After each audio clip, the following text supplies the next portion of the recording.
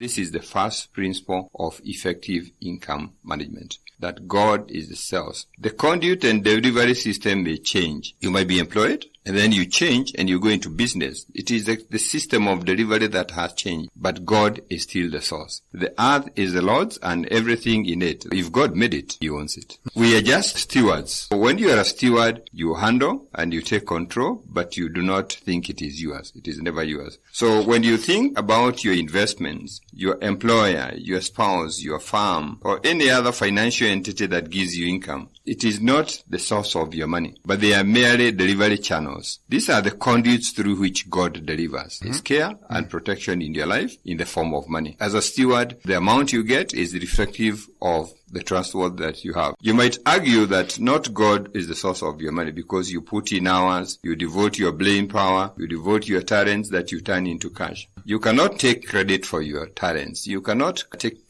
credit for your abilities. Every good comes from God. That's very great news if you think about it. This means you don't have to worry about loss of a job because God can give you another job. You don't have to worry about business failure. When business fails, all we do is we go to God in prayer and we get another business. He gives us another idea. Since we have faith, we relax in this truth. We will understand that our role is to manage what we receive and never worry about the source, because the source will never disappear.